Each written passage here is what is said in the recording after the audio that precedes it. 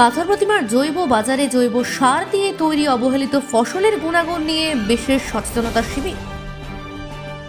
দক্ষিণ চব্বিশ পরগনা জেলার পাথর প্রতিমা ব্লকে দুর্বাচটি বাজারে শুরু হলো অবহেলিত বিভিন্ন সবজির গুণাগুণ নিয়ে সচেতনতা শিবির। রাসায়নিক সার দিয়ে তৈরি বিভিন্ন সবজি বাজার দখল করে আছে। জৈব সারের তৈরি সবজির থেকে রাসায়নিক সারের সবজির দিকে ক্রেতাদের আগ্রহ বেশি। তাই সুন্দরবনে দুর্বাচটি এলাকার মানুষকে জৈব সার মুখী করার জন্য 8টি বাজারে তৈরি করা হলো একটি জৈব বাজারের সেট, যেখানে কেবলমাত্র জৈব সারের চাষিরা তাদের সবজি বিক্রয় করতে পারবে।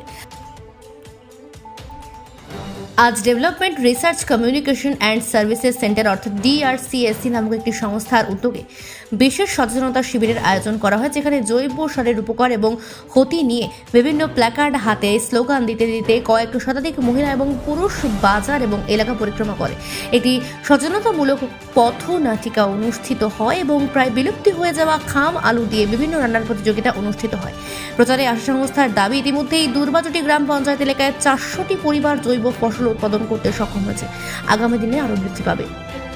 দক্ষিণ চব্বিশ পরগনা থেকে অনিন্দিতা বড়সড় রিপোর্ট, সি প্রাইম নিউজ।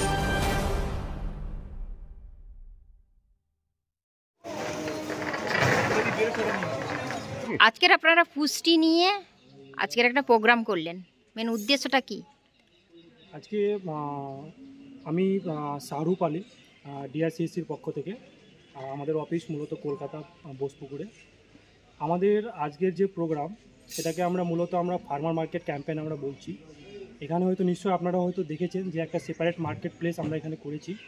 এই মার্কেট প্লেসে যে বিক্রেতারা জৈব পদ্ধতিতে বা বিষমুক্ত পদ্ধতিতে নিজের খাবারটা তৈরি করে নিয়ে আসছেন, তারা যাতে যেসব কনজিউমার বিষমুক্ত খাবার এবং ভালো খাবার, স্বাস্থ্যকর খাবার যারা খুঁজেন, তাদের কাছে এই খাবারটা পৌঁছে দেওয়া হচ্ছে আমাদের একটা উদ্দেশ্য। এবং আজকের এই প্রোগ্রাম বা আজকের এই ক্যাম্পেইনের মাধ্যমে সেই বার্তাটাকে সবারই মাঝখানে ছড়িয়ে দেওয়াটাই ছিল আজকে আমাদের মূল উদ্দেশ্য। আপনার এই দুর্বাচটি অঞ্চলে কতজন জৈবমুক্ত চাষি আপনাদের সঙ্গে যুক্ত? আমরা এখন মোটামুটি অ্যাপ্রক্স 400 জন ফ্যামিলির সঙ্গে আমরা কাজ করছি, যারা পুরোপুরি বিষমুক্ত খাবার উৎপাদন করছেন এবং নিজেরা খাচ্ছেন। আপনার নাম? আমার নাম শাহরুখ আলী, আমি DRCSCর একজন কর্মী। মোটামুটি আজকে সুন্দরবনের প্রত্যন্ত এলাকায়, দুর্বাচটি এলাকায় দেখলাম আপনারা বিষমুক্ত খাবার বা জৈব সার দিয়ে করলে চাষ, ফসল ফলবে 12 মাস স্লোগানের মধ্য দিয়ে একটি জৈব সেট বানিয়ে একটা প্রচার শুরু করলো। এর উদ্দেশ্য কী রয়েছে? এর উদ্দেশ্য হচ্ছে, প্রথমত আমি বলবো যে এই যে দুর্বাচটি বাজারে হয়তো আপনারা নিশ্চয়ই জানেন যে এখানে একটা হিউজ পরিমাণে একটা জনসংখ্যা এখানে আসে এই বাজারে। এবং আপনারা হয়তো দেখেছেন যে এই বাজারের মধ্যে একটা শেড করা আছে, যে শেডে মূলত যে চাষিগুলো বিষমুক্তভাবে চাষ করে তারা এখানে বসার অগ্রাধিকার তারা পান এখানে।